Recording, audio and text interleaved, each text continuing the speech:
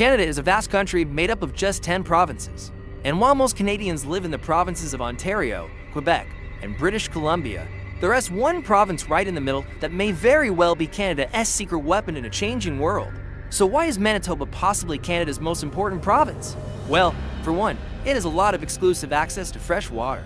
Music Manitoba, often seen simply as one of Canada's prairie provinces, is home to a geography that's far more diverse and consequential than its unassuming looks suggest, mostly because of what its potential holds. But before we get to that, let's take a look at what's actually in Manitoba. Imagine a province stretching from the flat, fertile plains of its southern reaches to the rugged expanse of the Canadian Shield in its north, ultimately meeting the Arctic vastness of the Hudson Bay. This is Manitoba, a land of transitions as one moves from the south to the north, its elevation. For instance, while not as extreme as Alberta or British Columbia, shifts from sea level along the Hudson Bay coastline to the peak of Baldy Mountain, rising to 831 meters in the Duck Mountains. This subtle variation in topography contributes to a wider range of microclimates and ecosystems than you might think, each playing a part in the province's overall character. But more so than anything else, Manitoba's geographic story truly begins with the immense power of the last ice age. As colossal glaciers of the last ice age retreated, they deeply indented and carved out the land, leaving behind tens of thousands of immense lakes, and in the southern part of the province, also fertile plains. The most notable remnant of this glacial past is the sprawling basin of the prehistoric Lake of Gases, a colossal body of water that once covered much of southern Manitoba, and is theorized to have even connected with the ancient Lake of Ojibwe, which stretched from Manitoba through Ontario and into Quebec. Today, this ancient lake bed is home to three of Canada's largest freshwater lakes, Lake Winnipeg, Lake Winnipegosis, and Lake Manitoba, each of which are critical hydrologic anchors for Canada, influencing everything from regional climate to biodiversity and agricultural to industrial potential. Beyond these colossal lakes, Manitoba's physical geography can be broadly divided into several distinct regions. Fertile breadbasket of the province lies in the south, characterized by rich dark soils called Chernism soil that are perfect for agriculture. This region, largely unaffected by the coarse and rocky terrain of the Canadian Shield, forms a critical agricultural heartland. In fact, Manitoba has more churn soil than any other Canadian province, giving it a unique place within the agricultural heartland of Canada. Traveling northward, the landscape transforms with the presence of the Canadian Shield, which covers approximately 60% of the province. This ancient geological formation composed of hard granite and other crystalline rocks is far more rugged and composed of dense boreal forests, countless smaller lakes, and a wealth of mineral resources. While less suited for large-scale agriculture, the Shield is a powerhouse for forestry and hydroelectric power generation, harnessing the energy of its numerous rivers such as the Nelson and Churchill as they flow towards Hudson Bay. Further north, still bordering the Hudson Bay, lies the Hudson Bay lowland. This flat, often waterlogged plain is characterized by tundra and bog-like musk, and in its northernmost reaches, permafrost defines the ground beneath. It's a region of immense ecological significance, a crucial habitat for iconic Arctic wildlife and home to the Port of Churchill, one of Canada's most important Arctic ports. So Manitoba is far different than its reputation suggests.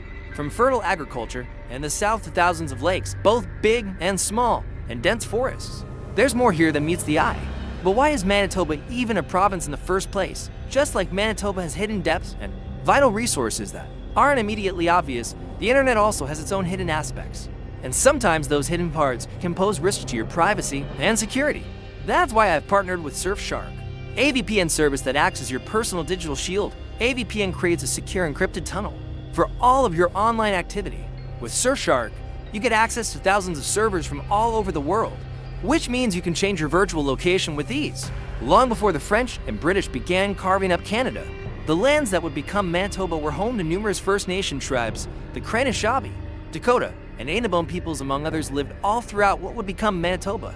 And like indigenous tribes around North America, they do establish vast trade networks, develop sophisticated cultural practices, and left their mark on the landscape through thousands of years. In fact, the indigenous peoples of Manitoba used to mine quartz in the far north to make their arrowheads. All of this would change, as it always did with the arrival of Europeans, while Henry Hudson would be the first European to venture into what would become Hudson's Bay, disappearing in the process. It would take many more decades before Manitoba became more fully explored. In fact, almost the entirety of Manitoba would begin as part of the Hudson S. Bay Company by way of something she called Rupert S. Land, a large chunk of Canada that was named for Prince Robert. The turning point for Manitoba's provincial status came with the transfer of Rupert S. Land. From the Hudson's Bay Company to the newly formed Dominion of Canada in 1870, the Mattis peoples, a group that was both Indigenous and European and had established a colony in southern Manitoba in the early 1800s, recognized that their rights and way of life were imperiled by this transfer of land, which threatened to impose Canadian authority without their consent or proper consultation. This realization ignited the Red River Resistance. As such, the Mattis provincial government took control of Fort Garry and presented a list of rights to the Canadian government, demanding guarantees for land rights, language rights, and representation. The resistance of the Mattis and their demands directly led to the passing of the Manitoba Act by the Canadian Parliament in 1870. This pivotal legislation formally created the province of Manitoba, often referred to as the postage stamp province due to its initial small rectangular shape.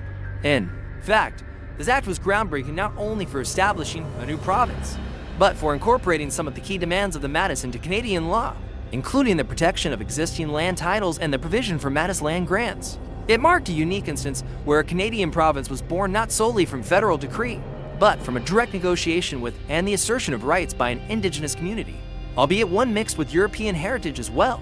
But the borders of that original postage stamp province were far from its current expansive configuration.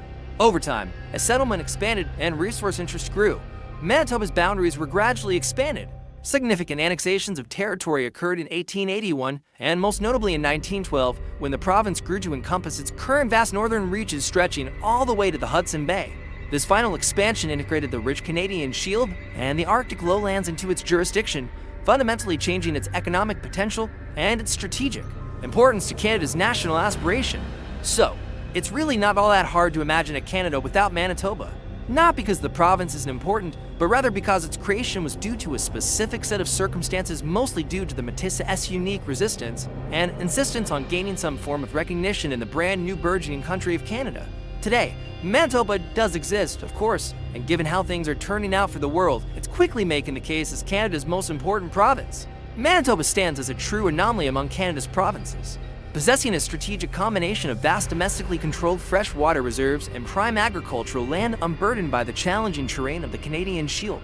This unique confluence of factors elevates its importance to Canada, particularly in an era where water security and food production are becoming critical global concerns. While other regions of the country grapple with shared water, resources, or less arable land, Manitoba holds a distinct self-contained advantage that positions it as a cornerstone of Canada's future. But let's tackle this one item at a time. First, the sheer size of Manitoba's freshwater resources is staggering. The province is home to three of Canada's largest lakes, Lake Winnipeg, Lake Manitoba, and Lake Winnipegos. And unlike the Great Lakes, which are shared with the United States and thus subject to international agreements and diplomatic complexities, Manitoba's major water bodies are entirely within Canadian borders. This crucial distinction means that Canada maintains a sovereign control over an immense volume of accessible fresh water, a resource that is increasingly precious on a global scale. This independence over a vital natural asset provides Manitoba, and by extension Canada, with a level of water security that is truly enviable. Beyond the magnitude of its water, the advantage truly blossoms when considering the nature of Manitoba's agricultural lands. The southern portion of the province, particularly the Red River Valley, is renowned for its incredibly rich, deep, and dark chermic soils. These are not the thin, rocky, and acidic soils characteristic of the Canadian Shield, which dominates much of the rest of central and eastern Canada. The Shield, while offering beauty and mineral wealth, presents significant challenges for large-scale agriculture due to its exposed bedrock and limited sediment. In stark contrast, Manitoba's southern plains are a fertile bread basket, a legacy of that ancient glacial lake bed, providing an ideal foundation for a highly productive agricultural sector.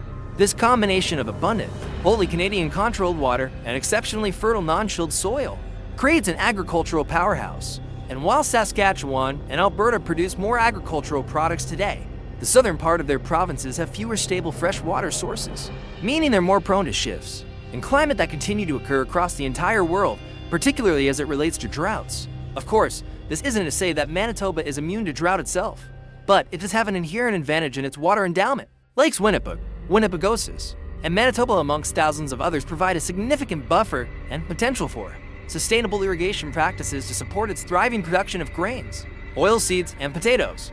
The Red River Valley, in particular, is one of the largest flat expanses of fertile land globally, making it a prime location for high-yield farming. Furthermore, the existence of these vast freshwater systems plays a critical role in the province's ecosystem. In climate the lake's moderate regional temperatures, contributing to a more favorable growing season than might otherwise be expected at these latitudes. The interconnectedness of Manitoba's water system also supports rich biodiversity and provides significant hydroelectric power, further diversifying the province's resource advantages. But beyond just agriculture and water resources, Manitoba has begun to reach into the Arctic areas to carve out its position as a potential hub for Arctic trade. As the Earth warms and the vast ice sheets of the north become more accessible year-round, Manitoba is poised to welcome shipping routes from around the world to its new port. In fact, the province is currently upgrading its current port in Churchill for just such a reality, making it Canada's only deep-sea Arctic port that's directly connected to the rest of Canada by rail. This might not sound important, but traveling through the North Pole to places like China, Japan, and Europe is much faster when traveling through the north. And it's Manitoba, not Ontario or Quebec, that is invested in this future. Today, Manitoba is home to just 1.5 million Canadians. This might sound like a small amount, but it would actually make Manitoba the 5th largest province by population, handily beating out every Atlantic province and neighboring Saskatchewan. And two, nobody's surprised. Most of this population is focused in the southern part of the province, with over 800,000 people living in the capital city and primary economic hub that is Winnipeg. In fact, Winnipeg is so dominant in Manitoba that its next largest city, Brandon, is home to just a bit over 50,000 people. Manitoba has something that every other Canadian province doesn't have: vast and exclusive freshwater resources, fertile agriculture, and a penchant for Arctic trade. While it might be hard to think of it as Canada's most important province, especially given the economic weight of Ontario, Quebec, British Columbia, and even Alberta, in a world that's rapidly changing, Manitoba could very well end up being Canada's trump card. Speaking of northern regions with lots of lakes, this week I'm in Finland, the land of saunas. And if you are ever curious as to what Helsinki is really like, then you should come join me over on my travel channel. I hope you enjoyed learning all about Manitoba. If you did, be sure to check out this video all about why Alberta has so many more people than Saskatchewan.